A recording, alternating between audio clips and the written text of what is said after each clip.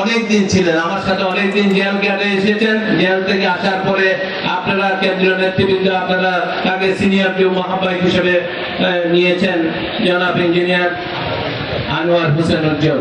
সামনে আমি আর অ্যাড্রেসে যাচ্ছি না। আমার সময়সী বন্ধু, প্রাণপ্রিয় ছাত্রছাত্রী, অৎকৃত শক্তিবৃন্দ, সবাইকে আন্তরিক শুভেচ্ছা জানাচ্ছি এবং আমি সালাম জানাচ্ছি। আসসালামু আলাইকুম ওয়া রাহমাতুল্লাহ। বক্তব্য আর বিশেষ দিব না, বক্তব্য দিব 5 থেকে 7 মিনিট। কারণ আপনার সিনিয়র নেতৃত্ব ঢাকা থেকে আর যারা এসেছে, এত ভালো বক্তার পরে বক্তব্য দেওয়ার আর কোনো সুযোগ থাকে না। তাছাড়া ইতিমধ্যে আপনারা সবাই ক্ষুধার্ত। আপনাদের সভাপতি সেক্রেটারি করার জন্য আপনারা অনেকক্ষণ ধৈর্য ধরে বসে আছেন, আর 10 মিনিট পরেই ভোট শুরু হয়ে যাবে। সেই জন্য সেই পর্যন্ত আপনারা একটু অপেক্ষা করবেন, সুশৃঙ্খল ভাবে আজকের সম্মেলনকে আপনারা সফলতা করবেন। আমি আমার কথা বলে বলছি, বিশেষভাবে বাংলাদেশের স্বাধীনতার ঘোষণা করার পর থেকে জিয়া পরিবার প্রতিটি ক্ষেত্রে বাংলাদেশের মানুষের জন্য কাজ করেছে।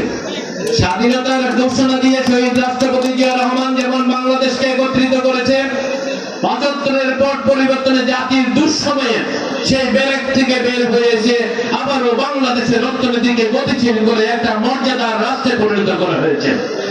একইভাবে সরকার যখন বাংলাদেশের মানুষের ভোটের অধিকার কেড়ে নিয়ে বাংলাদেশকে দুর্নীতিতে যখন ক্ষতিগ্রস্ত করছিল, ঠিক সেই সময়ে দেশনেত্রী বেগম খালেদা জিয়া ঘর থেকে বের হয়েছে। আপনাদের সবার আনাচে কানাচে ধারে ধারে করে বাংলাদেশের মানুষকে একত্রিত করে আবার ৯০-এর গণঅভ্যুত্থানের মাধ্যমে বাংলাদেশের মানুষকে অধিকার ফেরত এনে দিয়েছিল। সংগ্রামী বন্ধুরা, আপনাদের আন্তরিকতা ভালোবাসার কারণে দেশনেত্রী বেগম তাদের বাংলাদেশ আজকে বন্ধুরা, কিন্তু বাংলাদেশের পিছনে তো সেই টিকটিকি লেগে থাকে, বাংলাদেশের পিছনে তো সেই ষড়যন্ত্র লেগে থাকে।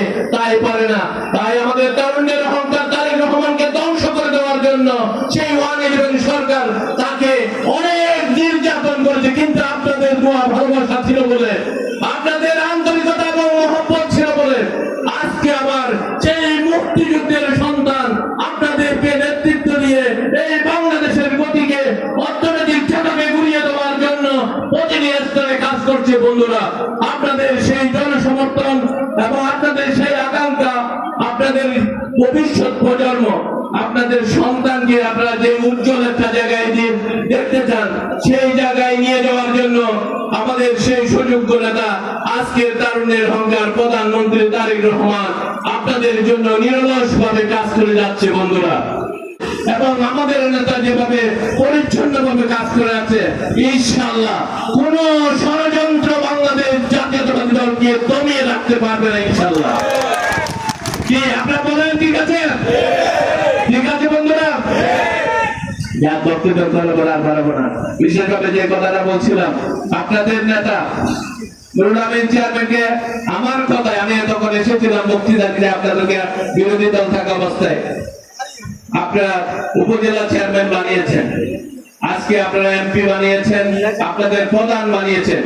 আপনারা সামনে ঐক্যবদ্ধ থাকবেন, সামনের দিনগুলোতে জেলা পর্যায়ে নেতৃত্ব দিতে পারবে যদি আপনারা ঐক্যবদ্ধ থাকেন। কেন্দ্রীয় নেতৃবৃন্দ যারা আসছে তারা এই সুপারিশগুলো কেন্দ্রে পাঠিয়ে দিবেন। তার যে সাংগঠনিক দক্ষতা, যার যে জনগণের প্রতি ভালোবাসা এবং উত্তর চট্টগ্রামে যেভাবে সে কাজ করে যায় নিজের এলাকা ছেড়েও, তাহলে তার সেই সুযোগ আসবে যদি আপনারা কেন্দ্রীয় নেতৃবৃন্দরা সেই সুযোগ সৃষ্টি করার জন্য আপনারা বলেন, কেন্দ্র নেতাকে সঠিক তথ্যকে আপনারা উপস্থাপন করেন। আমি আর বিশেষ বক্তব্য রাখবো না।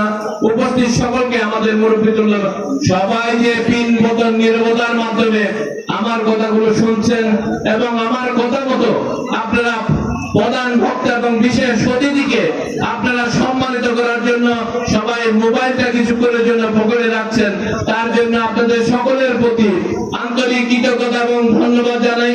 সামনের দিনগুলোতে আমাদের সীতাকুণ্ড মিরেশ্বরায় একসাথে করে আমরা উন্নয়নের পরিকল্পনা করে এই মহাসড়ককে আমরা একটা উন্নত পর্যায়ে নিয়ে যাবো ইনশাআল্লাহ, এবং সবাইকে সাথে নিয়ে এই এই বাংলাদেশের মাঝে সীতাকুণ্ড মরেছড়ার ঐক্য বন্ধনকে একটা দেশ আমাদের সকলের প্রধানমন্ত্রী মাননীয় তারেক রহমানকে আমরা বুঝিয়ে দেব কিভাবে এক পথে চললে বাংলাদেশ এগিয়ে যায় এবং বাংলাদেশের উন্নয়নের ধারাকে আমরা এখানে মডেল হিসেবে আমরা দেখিয়ে দেবো ইনশাআল্লাহ।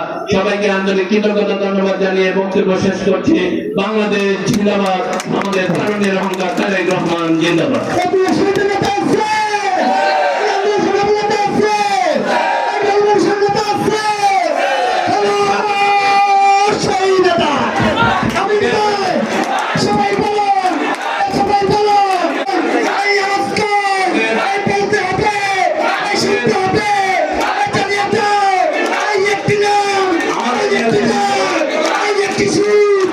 Kisan